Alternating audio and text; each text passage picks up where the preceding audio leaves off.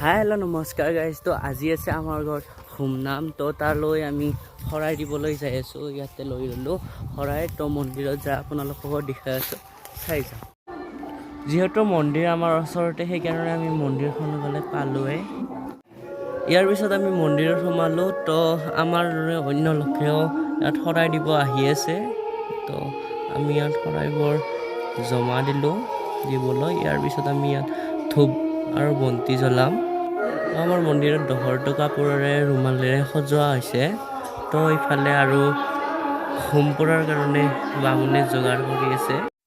ইয়াৰ পিছত আমি আহিলোঁ ঘৰ। তো ঘৰ আহি অকণমান সময় থাকি আৰু পিছত যাম, দেখুৱাম, তেতিয়া চাই থাকোঁ। এইবাৰ ধুতি পিন্ধি ল'লোঁ। এতিয়া আমি আৰু এবাৰ মন্দিৰলৈ যাম। তো আপোনালোকক মন্দিৰত কি কি হৈ আছে তো দেখাই যাম, চাই থাকক। এতিয়া মানুহবিলাক ইয়াত আহি পোৱা নাই, লাহে লাহে আহি থাকিব। এইফালে আমি আহিলোঁ চাহ খাবলৈ। তো ইয়াত সকলোৱে চাহ খাই আছে। ইয়াৰ পিছত আমি অকণমান সময় এনেই বহি ল'লোঁ সেৱা ল'ব নোহোৱালৈ। আৰু এইবাৰ ইফালে সেৱা গ্ৰহণ কৰাৰ সময় আহিল, সকলোৱে সেৱা লৈ আছে। এইবাৰ দবা আৰু শংকৰাগ কৰিবলৈ ধৰিলে।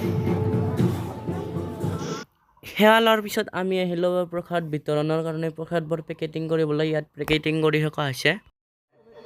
আৰু এতিয়া ইয়াত বিহু নৃত্য প্ৰদৰ্শন কৰা হ'ব। তো চাই যাওক আগলৈ।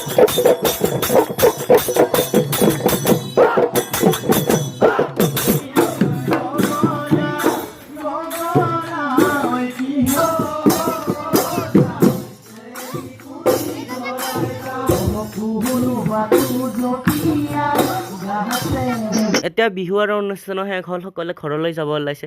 লগ পাম নতুন এটা ব্লগত। নমস্কাৰ।